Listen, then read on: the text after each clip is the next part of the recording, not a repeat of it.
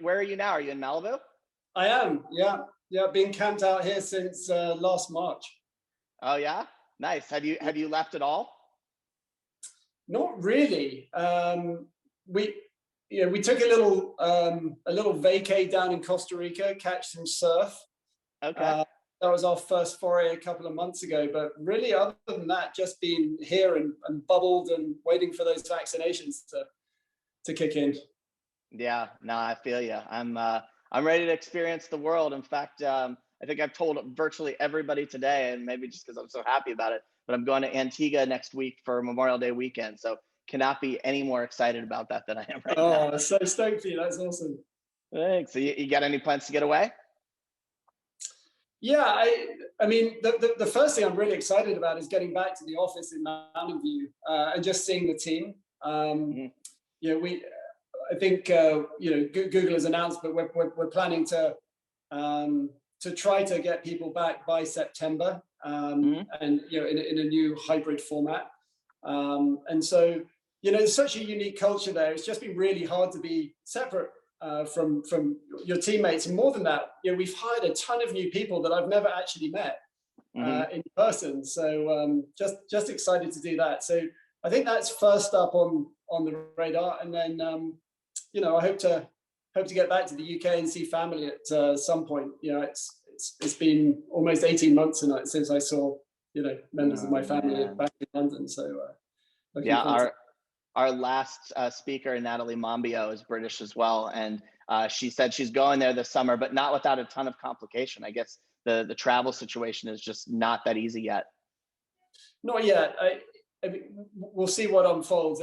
It looks as if Europe's defining some new policies over the coming weeks, and obviously it depends on how some of these variants evolve and what kind of resistance the vaccinations that we all have are going to go with them. But yeah, right now it's pretty challenging. It involves taking a lot of tests and quarantining, and it's hard. But when family's involved, you'll always Gotta go do that way. what you need to do. Yeah. Yeah. All right, well, let's jump into it. So, when I first met you at the Patel conference years ago, you were heading up marketing and innovation at T-Mobile and wearing magenta nearly every time I saw you. You even had the sweet custom T-Mobile jacket. What's it like transitioning from T-Mobile to Google, and what are some of the core differences between these organizations? Oh man, yeah, those jackets.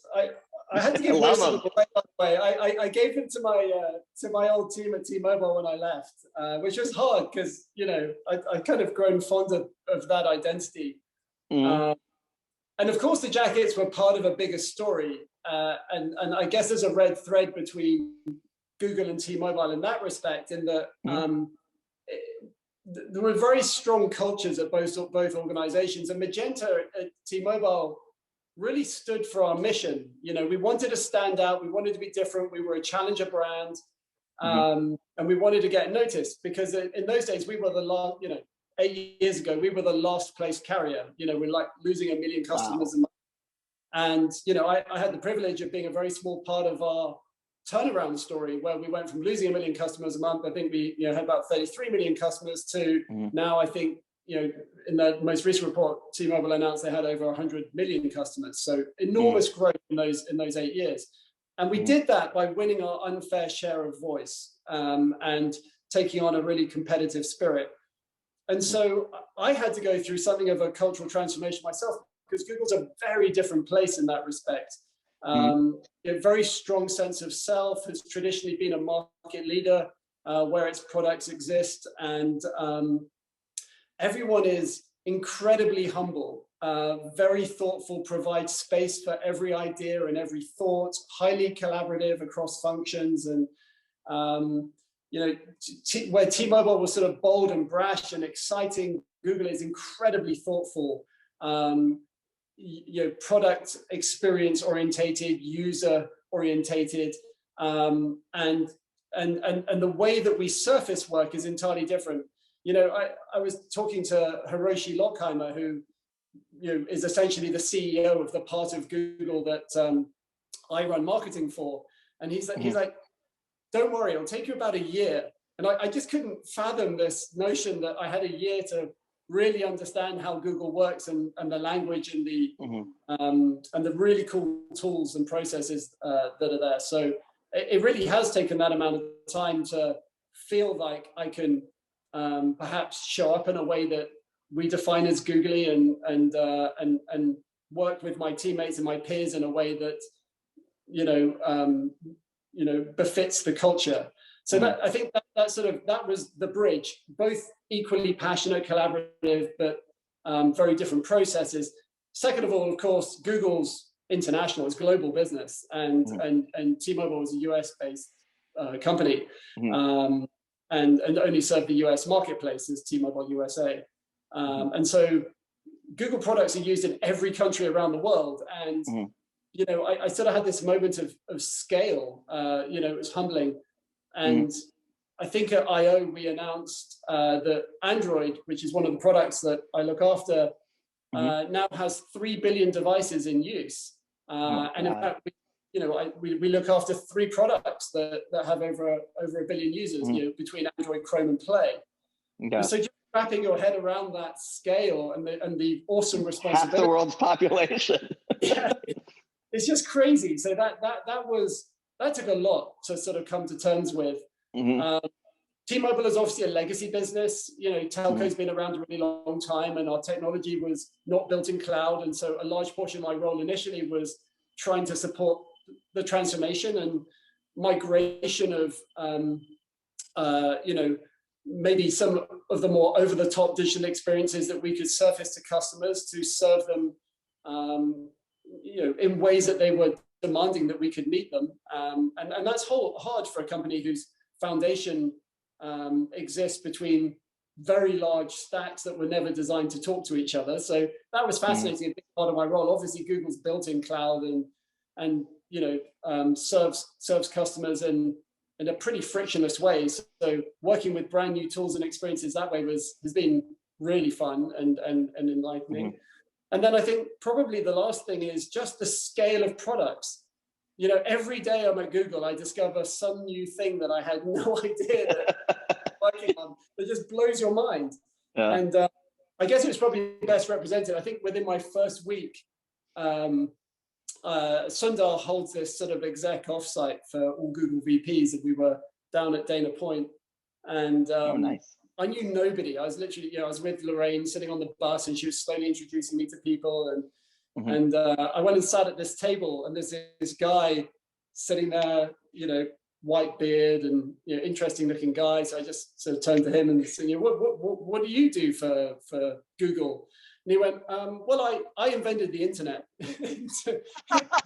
And of course, it's who, the inventor of the internet, who's now one of our chief evangelists, is just, just knocking around. Yeah. So it's just very humbling when you think of the extraordinary people and the things that they're working on, and every day is a moment of surprise and delight of some new, really fascinating thing that the company is focused on. I bet you were really intimidated when he asked you that question back. You're like, I'm no one. Yeah. What are you doing here? Yeah, no, you're totally right.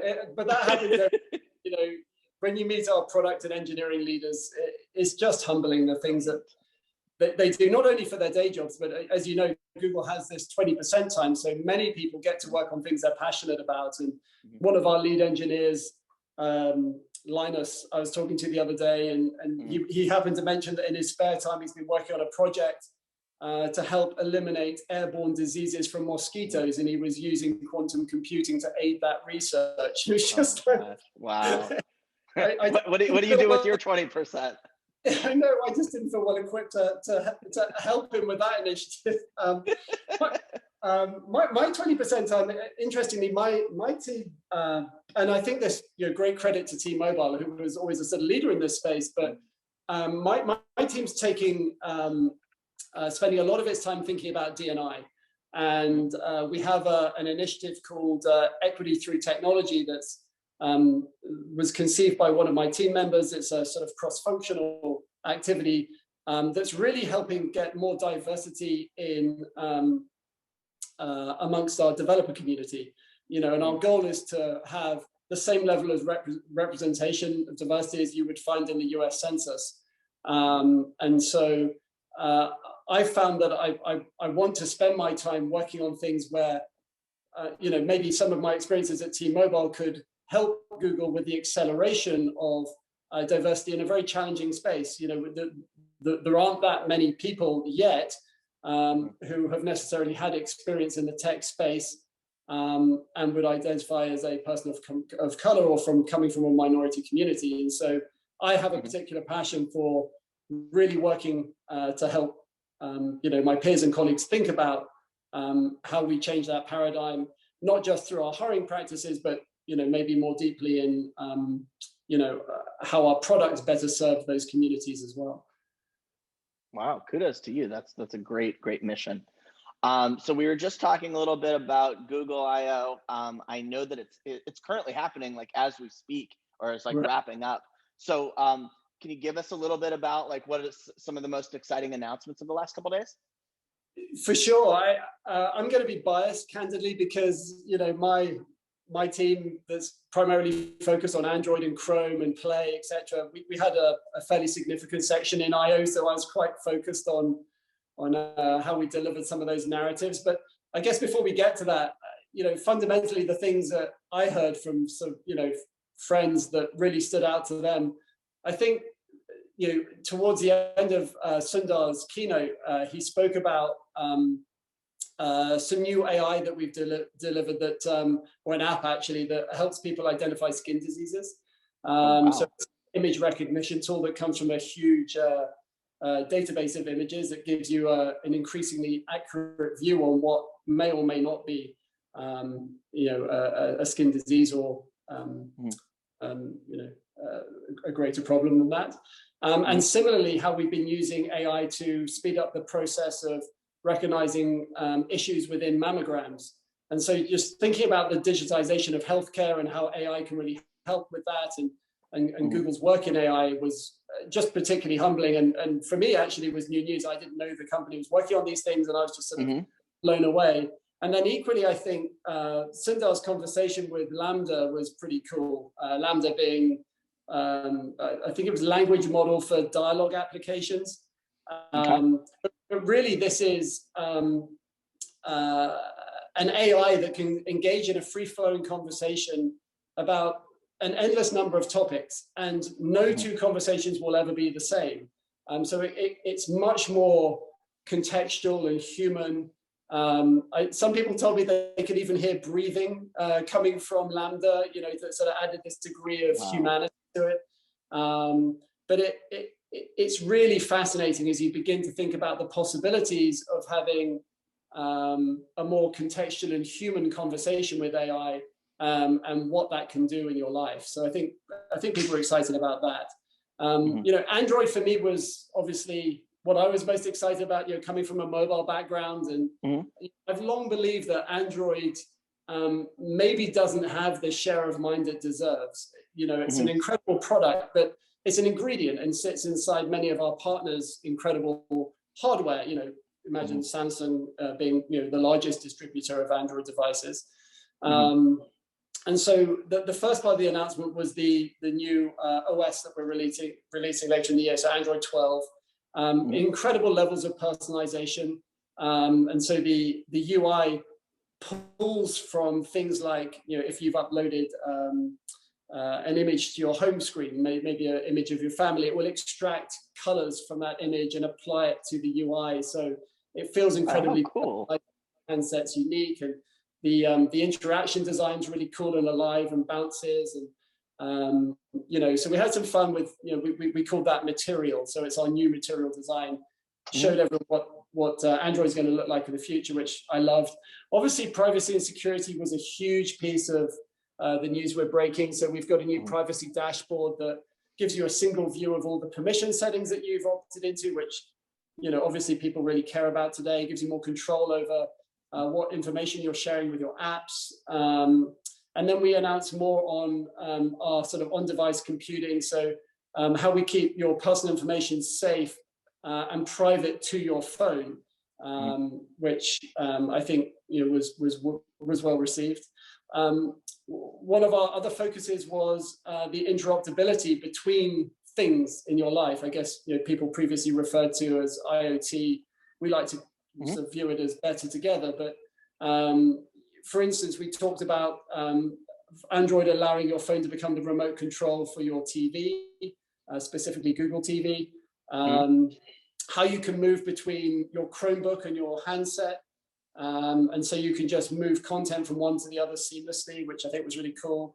We announced something called Digital Car Key, which allows your phone using NFC to unlock your car. And Wow. thought that was really cool. And then we announced something called Fast Pair, which was just a one-click connect to anything in the Bluetooth realm, which makes the whole process of pairing much easier. So I thought that was pretty cool. I think something really close to my heart that came from my team specifically, and an individual in the team called Florian, who has just had a passion for this for the longest time, and I was super proud to see this get its debut. But we've been working on an initiative to enable photography to be more inclusive, and it's sort of long been overlooked and perhaps not as acknowledged as much as it should have been, that photography has innate biases in it, in that it doesn't photograph darker skin tones well. And so for the last couple of years, the team have been working really hard on all aspects that lead to both software and hardware, more inclusive imagery. And so we were able to announce some significant steps forward on that mission. By no means are we done. There's a lot more work to be completed until photography treats all skin tones equally. But it was pretty emotional, the video there. I think there was this line in the video about what it felt not to be seen as a person of color, and not have beautiful photographs of yourself. And so you can imagine the importance of bringing this technology to life. It's going to be the latest advances will be released in the Pixel 6 in this fall. But we're open sourcing that to the entire Android community, because we feel like this is something we can all make improvements on together. So that was really cool. That's great. Any big device announcements? No, we didn't make any big device announcements at this moment. We tend to have more of those later in the year. And so I'm sure there may be a second event coming shortly where we'll have lots of exciting announcements on a device front, versus more of the software announcements we made at I/O. Okay. Let's talk about a little bit of like the year past. Being one of the biggest tech companies in the world, tell me about the adjustment from work from home, and about the company's plans for reintegration, in the coming months. Yeah. So, interesting. You were sort of asking about the difference between T-Mobile and Google. One of the things I realized was, T-Mobile, we really valued in person, and part of the turnaround story involved the incredible culture that we were able to build through those in-person connections with, particularly those that work on our front line, customer care representatives or retail representatives. And giving them extraordinary empowerment to do great things for consumers. And John Ledger and Mike Sievert, who sort of really led from the front in that respect. And I'd never really worked for a company that had such an extraordinary culture of celebrating the company's purpose and really empowering every individual to do their work really well. However, the other side of that was we didn't use digital tools really to the extent that they're available. A video meeting was incredibly rare. I think maybe I had one like 4 times a year when I was speaking to my counterpart at DT, the CMO of Deutsche Telekom, which is the part of the holding company of T-Mobile. And we had to go to a special room, and there was like this multi-$100,000 sort of video tool that, it was like crazy. Yeah. Coming to Google on day one before the pandemic, every meeting had a video component to be inclusive. So suffice to say, the shift to working from home was actually relatively simple, because the practice was already there and the tools were available. So we have Google Workspace, within which things like Google Meet exist. We have co-collaboration tools, and so if you think about Google Sheets or Docs or Slides, they all have a co-collaboration element within them.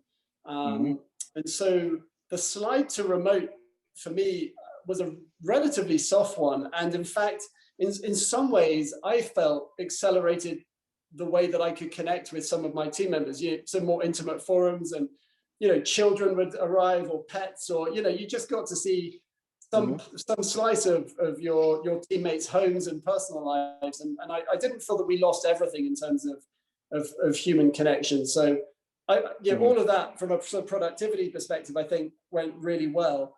In terms of how we're thinking about the future, of course, in person is important. And, we've sorely missed bringing our teams together and having those hallway conversations that you have, and the sort of opportunity for serendipity, which we've always enjoyed, and often great ideas sort of stem from that. So we've announced that we're going to return to office in September, and we're offering the opportunity for employees to choose which office they work from, assuming that their roles can be performed from those offices. And we will allow some people to work purely remotely, but on a case-by-case basis, if we feel that they are set up to success to do so. So I think this is probably more of a hybrid model. It's certainly evolved the policies that we had before, but in many ways, we're trying to take really great learnings out of the last 14, 16 months, and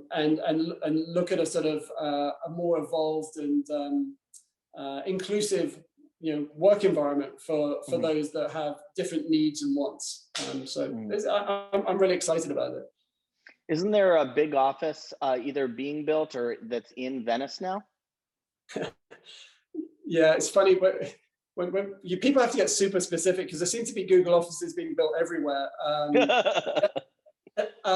Google Malibu. Well, I believe that some portion of Google Life Sciences is actually in Malibu. No kidding. So wow. But so yes, we have a couple of offices in the Venice area. So we have the Geary building, which is the binocular, for those that are familiar. It used to be the Shark Day building. Is an office. I think that's complete, and I don't know that there are more renovations happening there. Then we have the Playa Vista office, which is off Jefferson, which is great. I think the one you're referring to used to be a Westfield mall, and part of that we converted into a very large new Google office, which I think is near Century City, somewhere around there. So yeah, I'm excited to go see that. It's apparently a lot of progress has been made over the last few months, but I'm a relatively new Googler in the LA area, so I haven't really got to go see all the offices. I've been much more familiar with Mountain View, which is where I'm based. Sounds like you're going to have some options of places to go and do different work. Yeah, I mean that's the great fun. It's a very seamless experience as you move between the offices, and each one has its own sense of identity, and there are different fun facilities in each one that adds to Google's culture. So it's, the Venice office really sort of embraces the beach life and surfing and all that kind of stuff. And the office at Playa Vista sort of embraces film and Hollywood, and the YouTube creative studio is there. So it's much more about the sort of Hollywood world, and that that enormous building used to be a soundstage for movies like Titanic, etc. So they've really embraced some of those thematics there, which I think is, given that it's largely a YouTube center, seems quite appropriate. I'm really looking forward to getting around to some more of our offices, because I just got going before we went to work from home. Oh man. Yeah, well, speaking to the vastness of Google, you guys have so many different products and services. I can only imagine it's a really daunting task for you as a marketer and for your team. How do you guys manage to do all of these things and make it look so seamless? Well, thank you. I mean, I guess it would look complex from a sort of, how do you coordinate between so many lines of business. I think what Lorraine's achieved is pretty extraordinary, in that she's been very thoughtful about great autonomy for the teams that serve product areas, in terms of how they work with the product and engineering teams, and decide what's going to be important and exciting for consumers to learn about those products and features that we're launching. But we have a horizontal services group. So Media Lab, for instance, who looks after all of our media buying and planning, runs a lot of the orchestration to make sure that we don't have campaigns landing on top of each other, and that narratives make sense and all ladder up to something greater than themselves. And great credit goes, we got Joshua Spaniers, who runs that team, does an amazing job at making sure that the sum total of everything that we're trying to achieve lands in a way that makes some sense. And I hate to take a stab at how many campaigns a month he's launching, but as you point out, it's a very large number. So it's been really impressive to see the way that Google thinks about vertical and horizontal responsibility and drives the right level of transparency and collaboration between those teams. So the sum total of conversation happening with consumers hopefully appears somewhat seamless and makes sense. Very cool. I was doing some research before our interview, and I came across something that struck me as very cool. Google intends to operate carbon-free by 2030. Can you tell us about this and Google's overall commitment to sustainability? Yeah, it's really cool. I mean, Google often has the privilege of being able to lead in some spaces, and I think this is one of those. So I think there's been a couple of announcements recently which are pretty exciting. So the first is we issued a $5.75 billion in sustainability bonds.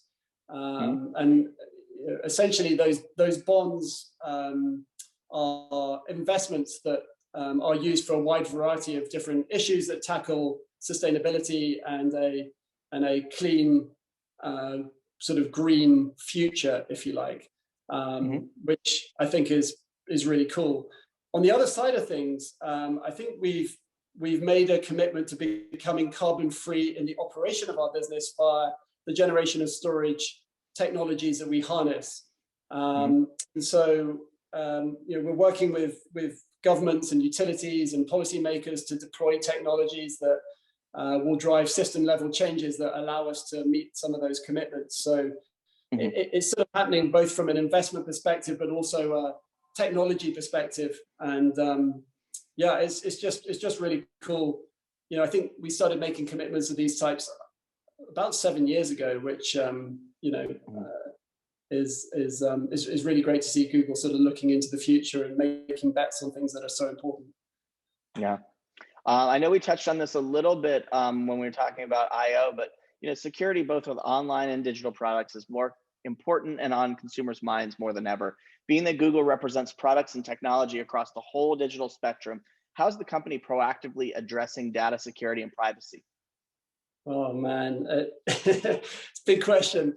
Well, I mean, let's start with the facts. I mean, you're totally right. I think in last year, Ipsos ran a survey that found that over 50% of Americans said they'd become really concerned about online safety.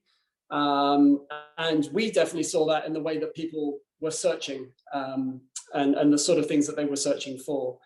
So I guess there's a variety of different ways that we've been addressing this for some time, but that start with we provide automatic protection across all of our products, no matter what you're doing. So if you're browsing the web or managing your inbox or talking to your family or Meet, we're keeping you safe, and that's happening in a variety of different ways. So we have something called safe browsing that currently is protecting over 4 billion devices today. Gmail blocks about 100 million different phishing attempts every single day.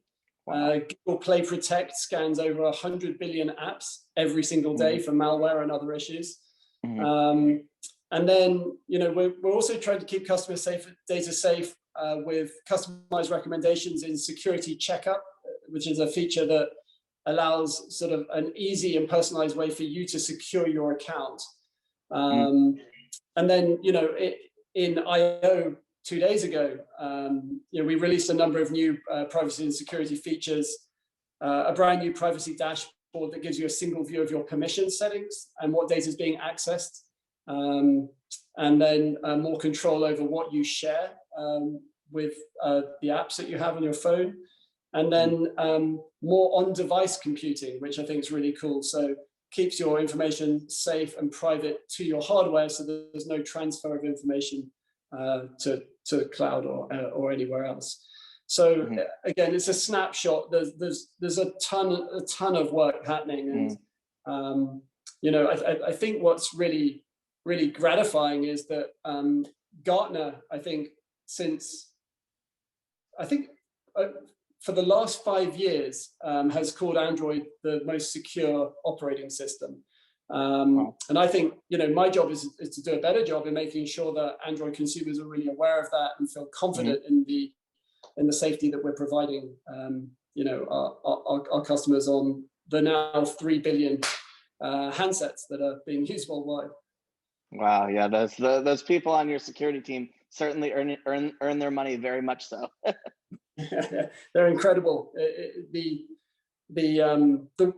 work that happens is really humbling, and it's as you would imagine, it's incredibly complex and involves you know, working really closely with policymakers and governments, and you know, on an international basis. And it's just so humbling to see how many people who really care, you know, dedicate their lives to you know, to ensuring consumer safety. Yeah. Awesome. Had to ask this one, being that you're being interviewed by a guy from a company called Influential, I'd be remiss not to ask, what role do influencers play in Google's worldwide marketing efforts? I mean, Chris, you know, it's critical to everything we do. No. I know a guy, by the way. No, I mean, it is. It's a huge part of what we do. You know, obviously showcasing your products in a way that feels authentic, is personal and contextual is always the objective. So we've established deep relationships with a large number of influencers in a variety of different ways from a number of different backgrounds. So obviously the tech community is important to us, gaming community is important, musicians and athletes, etc. Because of YouTube, we have especially deep relationships with our influencer community there, and we work really hard to grow their reach and help them develop content which, you know, YouTube users love. But I think the most important thing to us is, you know, is that it's always, you know, it's credible, believable, and those users have actually used the products they're talking about. And you know, every time that we're reviewing a marketing campaign, and I'll be chatting to Lorraine, she's like, right, how long have they been using the product for? What do they really think of it? You know, we don't move forward until we have that level of rigor with, you know, with the way that we work with the influencer community. But yeah, it's a big part of how we think about bringing products to market, for sure. Good to hear. So short form video it's dominated the social media scene for the past year. What are your thoughts on it? Do you see it as a trend of the moment? Is it something we're going to see more and more of? And then do you see, like, obviously you guys own YouTube. Do you see TikTok as competitive or complementary? Like, what do you suss out of all of that? Well, I guess the headline is we think short form video is definitely here to stay, for a number of different reasons. I mean, first of all, you know, 5G and increasingly fast mobile internet has created ways for people to consume snackable content on the go, and you know, it's obviously led to a huge amount of innovation. You know, TikTok and other platforms are really compelling new short form video, you know, platforms. I think you'll see YouTube will continue to innovate and ensure that we're going to provide new and compelling ways for our consumers to keep engaging with the platform. But yeah, no, I'm super excited about the space, and you know, I only see opportunity there. So yeah, here to stay. Awesome.